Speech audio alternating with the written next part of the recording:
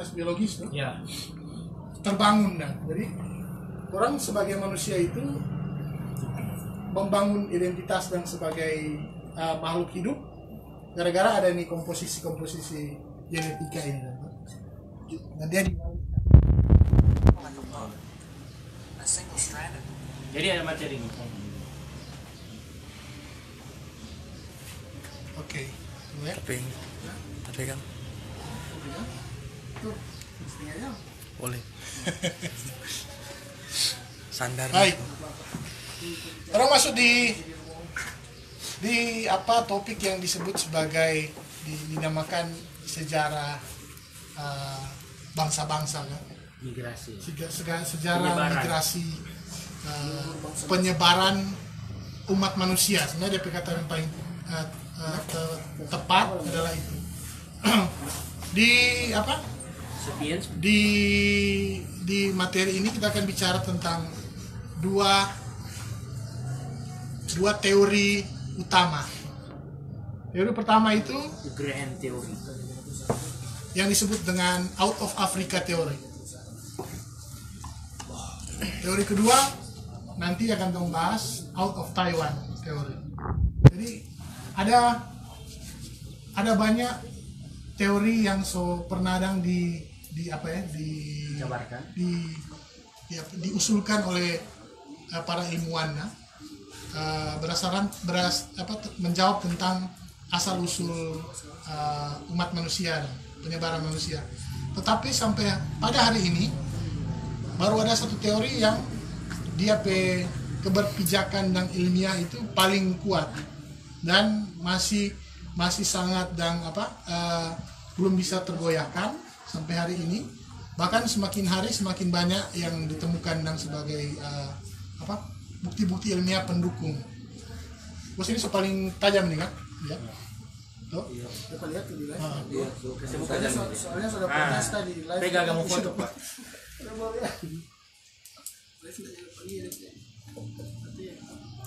Jadi ini Of Afrika ya. kurang lebih dan ini DP grafik grafik dari apa yang disebut dengan teori out of Africa. DP penjelasan begini. Para ilmuwan menemukan bahwa leluhur manusia hari ini, yaitu orang yang disebut dengan Homo sapiens, itu berasal dari benua Afrika. Itu tuh wilayah yang garis merah sana nih, Afrika. Jadi orang itu sebagai sebuah spesies berkembang di sana pada awalnya dan kemudian menyebar ke seluruh dunia melalui itu jalur warna merah itu sana. Ada DP angka itu DP tahun-tahun itu. DP tahun-tahun. Sebelum masih kan. Iya, jadi ini 200.000 tahun yang lalu. Jadi oleh sains dan dia ditemukan bahwa ada penanda leluhur manusia itu keluar dari Afrika pada kurang lebih 200.000 tahun lalu. 200.000 tahun lalu. Bukan tahun Masehi. Bukan. Hitungan tahun. Kalaupun dia yang sebelum Masehi dia cuma tak kurang 2.000 dan. Martin 2000 tahun Cuma kecil sekali sudah dia. Jadi dia 200.000 tahun lalu. Jadi yang keluar dari Afrika itu adalah manusia yang spesies manusia yang hari ini adalah manusia yang menurunkan orang, Homo sapiens. Orang juga belajar dari pelajaran sejarah tuh di SMP. Ada yang disebut juga manusia-manusia purba tuh, seperti itu kan. Bukan orang ini orang bejalur.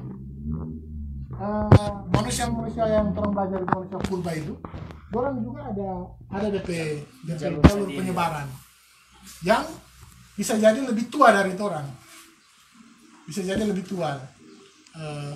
Tapi ini dia orang yang warna merah. Ini ada 3 jenis sebenarnya. Ini di sini di peta ini ada Homo sapiens, ada yang disebut dengan Homo betul, Homo betul, Homo neanderthalensis bawah, dan ada juga nih Homo erectus. Kita kasih di atas. Iya boleh. Oke. Homo Sebelum, erectus. sebelum orang sampai ke Apakah berdekat? genus Homo ini dia, Homo berarti manusia. Masih apa Pilatus dia bilang Ecce Homo. Saya Homo. Inilah manusia. Inilah Ini- orang. inilah orang. Waktu dia tunjuk Pak Yesus. Inilah Homo itu. Si Homo. Itu Homo.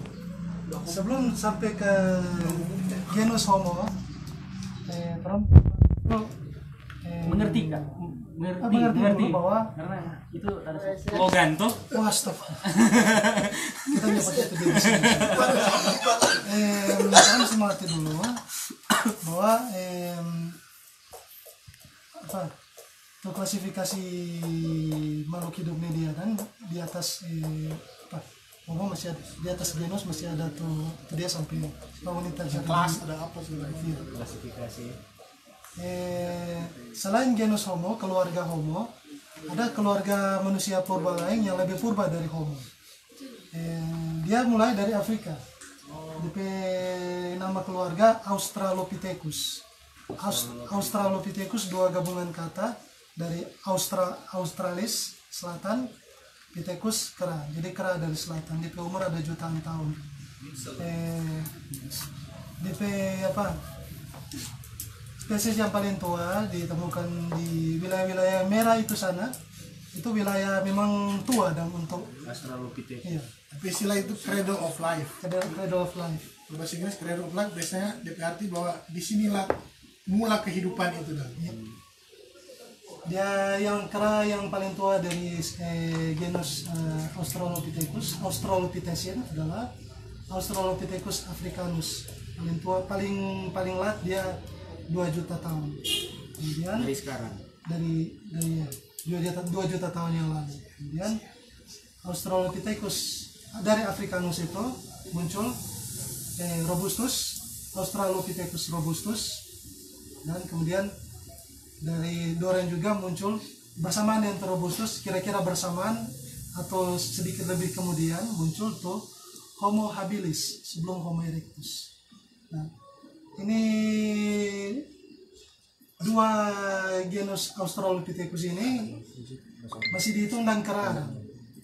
Tapi itu Homo habilis baru nama Homo, dia menandakan ada sebuah lompatan jauh dalam evolusi.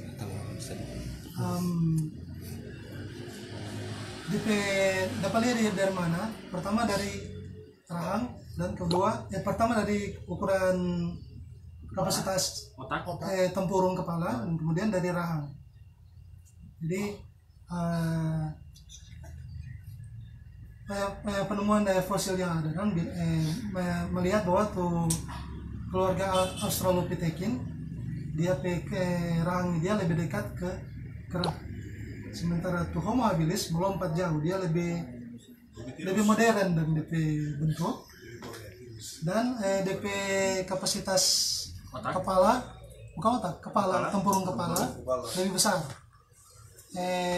Para ahli menduga bahwa ada perubahan itu kemungkinan di pola makan so lebih bagus itu dan kemudian Itu yang kali disebut dengan mutasi. ada mutasi Mutasi juga. gen, nah. Ya. Dan ada pengaruh lingkungan Iya. di situ. Dan ketika dia sampai di Homo erectus, cukup jauh Homo erectus sebelumnya kok DP nama Pithecanthropus erectus. Oh iya, Pithecanthropus erectus. Kita masih SMP di tahun Manusia 90-an. kerja. Kera berjalan tegak. Kerja manusia. Oh ya, Australopithecus africanus dan robustus, orang belum bisa tegak. Orang bisa berjalan dengan 2 kaki, tapi coba pakai tangan. Sementara di erectus, dia bisa berdiri seperti itu orang dan manusia ini. So ereksi dan. Berdiri dalam konteks bukan seksual. Tegak. Homo erectus ini, dia manusia yang cukup terampil, bisa menggunakan perkakas, Ada gadget dong. Iya, ada gadget dan lebih bagus daripada Australopithecus, keluarga Australopithecus. Orang sudah bisa menggunakan Hancuratikus, menggunakan batu, perkakas batu, tapi orang belum bisa baking tools yang sedikit lebih canggih. Australopithecus erectus dia bisa formoi sedikit, dia bisa modifikasi dan lebih banyak di beragam tools. Ini Homo erectus ini lumayan luas ya, lumayan luas. Di Cina disebut Sinanthropus pekinensis, sebelum kemudian disebut dengan julukan nama baru erectus. Dari Homo erectus diperkirakan munculnya tuh Homo sapiens ini. Jadi Homo sapiens ini penjelmaan dari Homo erectus. Evolusi yang berbeda. Berbeda. Ada cabang dan begini. Homo sapiens pertama muncul sapiens neanderthalensis. Dia lebih tua dari Homo sapiens orang. Orang nama lengkap adalah Homo sapiens. Homo sapiens. So, Homo sapiens. Neanderthalensis dia ciri khas dan dia lebih robust, lebih kekar. Kan DP tempurung kepala ini yang mengherankan, tempurung kepala lebih besar dari Homo sapiens. Orang ini sekitar berapa? 1100-an, 1800 cc. Homo sapiens neanderthalensis 1300 lebih ke 1400 cc. Kita nggak salah ini ya, jadi kalau kita salah ingat tolong dikoreksi. Tetapi entah kenapa Homo sapiens orang ini justru lebih berkembang, lebih pandai dan orang bisa lebih mendayagunakan tools, lebih kreatif dalam bertahan hidup. Teman-teman mendayagunakan tools itu di peralatan dan kemudian bertahan hidup, menggunakan api juga. Dan orang mengembangkan kebudayaan lebih kompleks daripada orang. Tetapi dalam penyebaran Homo sapiens dia ada juga kawin campur dengan Neanderthalensis. Jadi sebagian kecil dari orang yang ada di dunia sekarang ini masih membawa gen Neanderthalensis. Jadi ini apa kita lihat tuh grafik dan kalau orang dia temukan di buku-buku sejarah kan ini tuh. Mereka ini tuh. Link di baju-baju. Pada saat yang disebut dengan evolusi dan ini dan makanya disebut dan orang kata berevolusi dari monyet. Begitu. Ini model yang keliru. Jadi monyet. Jadi maksudnya bukan yang linear begini, maksudnya dari monyet menjadi monyet sebuah manusia sedikit lebih terakhir kata jadi manusia. Jadi DP grafik DP skema sebenarnya tidak begini, tidak ada linear, tidak dari kiri ke kanan dah. Jadi dari monyet tiba-tiba dia seperti itu dah dia. Dia bicara tentang evolusi itu dah. Dia bicara tentang sumber-sumber berbeda dah. Jadi ini bisa saja ini beda. Oh iya, jalur sendiri begitu dah. Tapi orang punya pertalian punya apa dan dia pertaliran kromosom pertautan dan DNA dan suatu waktu di 50 juta tahun yang lalu leluhur manusia purba dengan leluhur yang sekarang yang monyet ini berbagi leluhur yang sama. Jadi orang bukan berevolusi dari monyet ataupun dari kera, tapi orang bersaudara dekat dengan orang. Jadi di beberapa juta tahun yang lalu itu ada juga perkawinan. Bukan perkawinan sih. Apa dan sayang? Kaks. Sorry, so jadi cerita di itu atau jadi sorry, ampun Saya kira gara-gara cemu-cemu homo ini.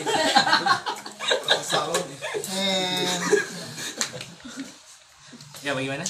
Orang mesti baca cerita ini evolusi dalam kerangka ratusan juta tahun. Ya. Di atas keluarga Homo genus ada apa itu? Outron. Oke, kita merunut soal ini agak panjang.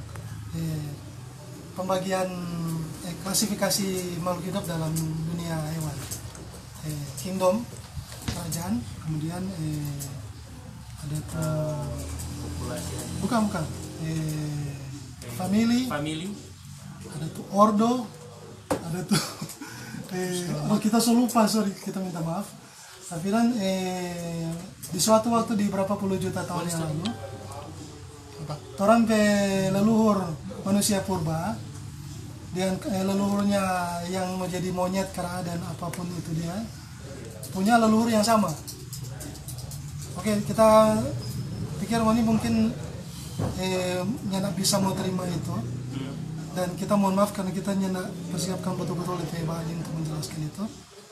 Tapi yang kita tahu dari buku yang kita belajar ke dia, begitulah adanya. Apa katanya, primata, keluarga besar primata itu punya leluhur yang sama, dan dia menurunkan tuh yang jadi keluarga besar Yaki, keluarga besar Tarsius, dan keluarga besar Homo, orang punya leluhur yang sama. Keluarga besar Manopa. Itu mungkin kalau kita bisa bilang di gereja atau di masjid, kita sudah paling batus tuh. Sudah perkutut gitu. Tapi begitulah yang ditemukan oleh para ahli biologi, terutama ketika bicara ini dia biologi, dan juga ahli arkeologi sebenarnya, Dan antropologi. Terlalu banyak kesamaan yang ditemukan. Jadi kalau ini masih mau dengar itu cerita banjir besar itu dia ada banjir besar, ada skenario banjir besar, tetapi dan mesti bijaksana dan untuk